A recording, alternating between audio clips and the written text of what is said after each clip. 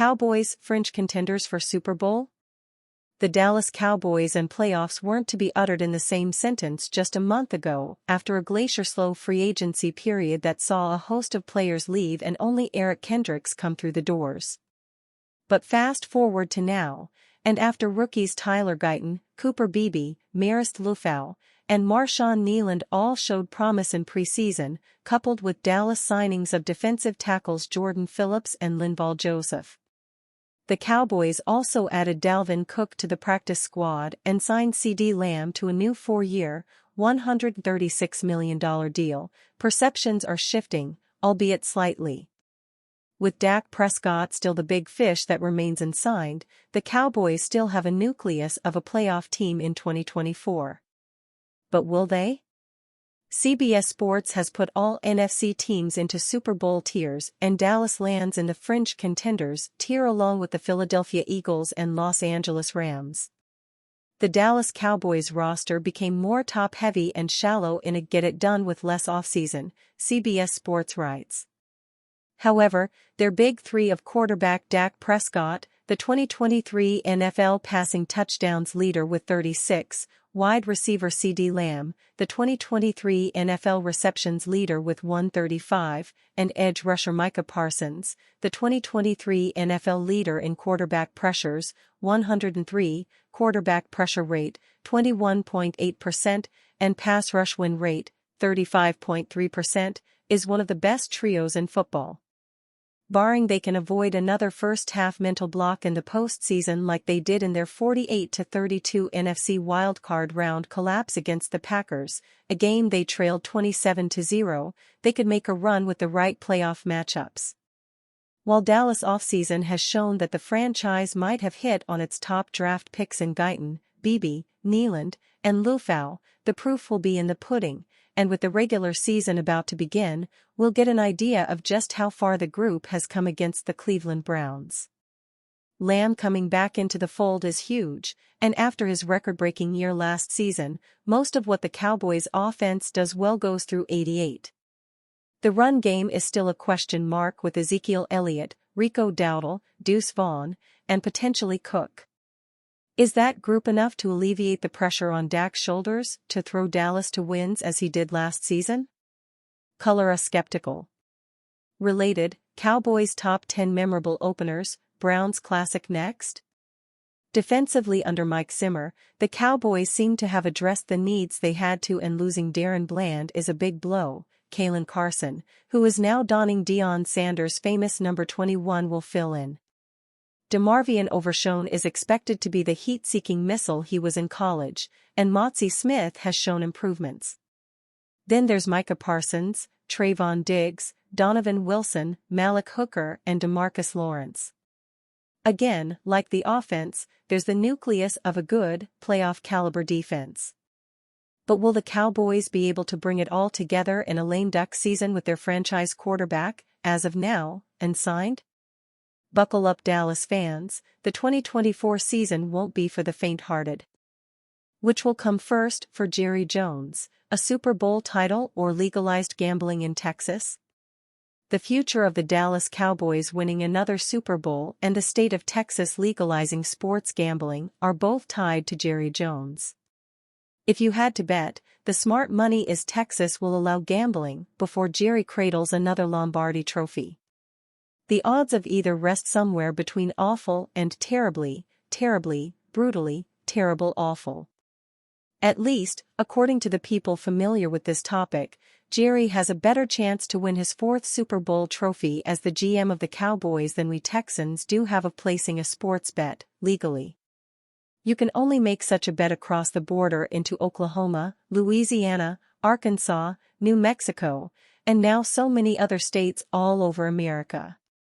Currently, 38 states, plus the District of Columbia and Puerto Rico, have legalized sports betting.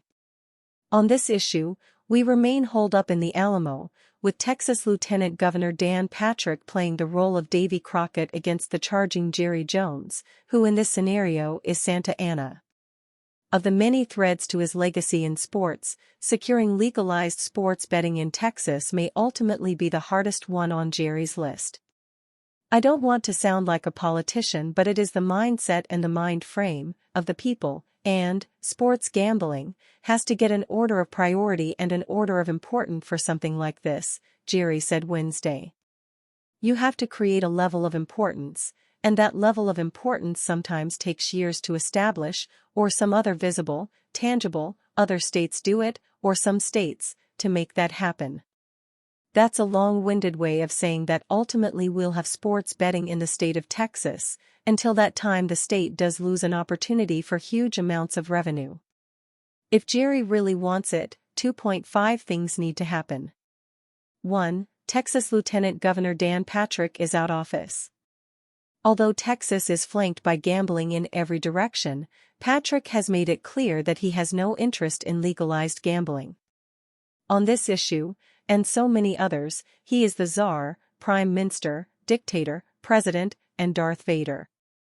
There are natural rumblings in Austin about his future, specifically how much longer he plans to remain in that position, and who will be his successor.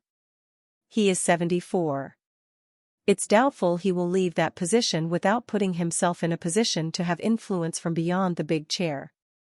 In 2024, Texas Representative Charlie Jaron, a Fort Worth Republican, postponed a vote to allow destination-style resort casinos until 2027. That's not a coincidence. The Texas legislative session begins next year, and Patrick's future in office will be a priority point of off-the-record discussion among government officials.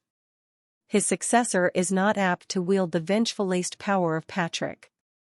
Austin lawmakers know better than to cross him, and on this issue it's not worth it.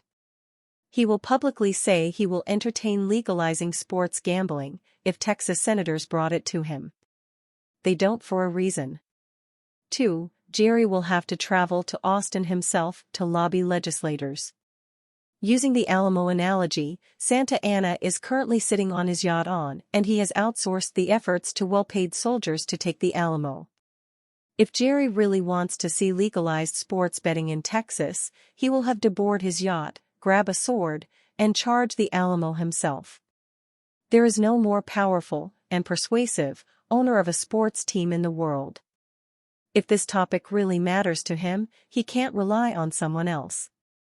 The major teams in the state are lobbying to pass it because they all envision a scenario of a sports book in the respective venues. Currently, those teams in the state have joined efforts to lobby Austin lawmakers to legalize sports gambling. Those efforts have made little impact. Jerry does have one asset on his side in this debate that he didn't previously. Although former Dallas Mavericks owner Mark Cuban has been a major ally to legalize sports gambling, the person who replaced him will take a far bigger interest in the matter. Mavs primary owner Patrick Dumont is the president and COO of Las Vegas Sands Corporation. He bought the Mavericks as an investment and as an entry into Texas, just in case gaming passes. 2.5. Texas desperately needs the money.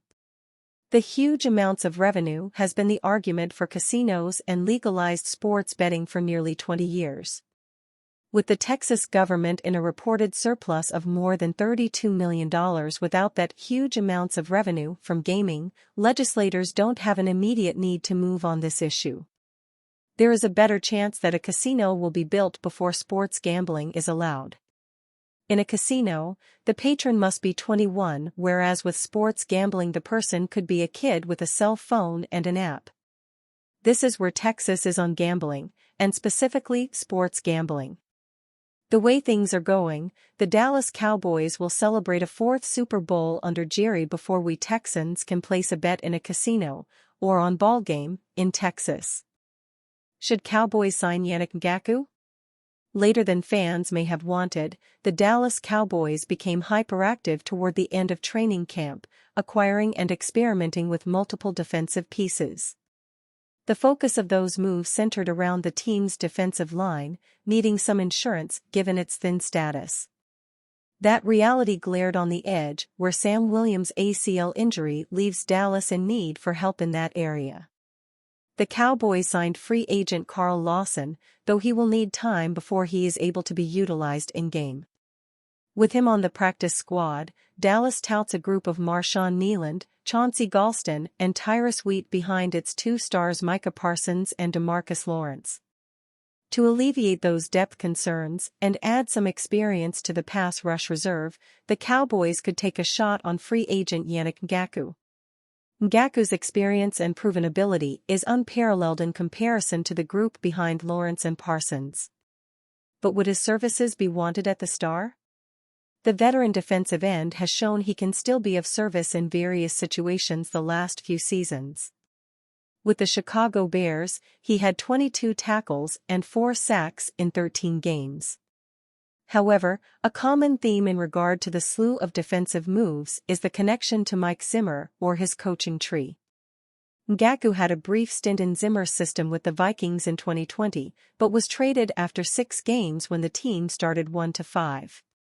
Therefore, anything stemming from that tenure could impact the Cowboys' decision to bring him in. Or, the team could simply be content with the group at hand, opting to wait for Lawson to be ready and providing an opportunity for the younger players.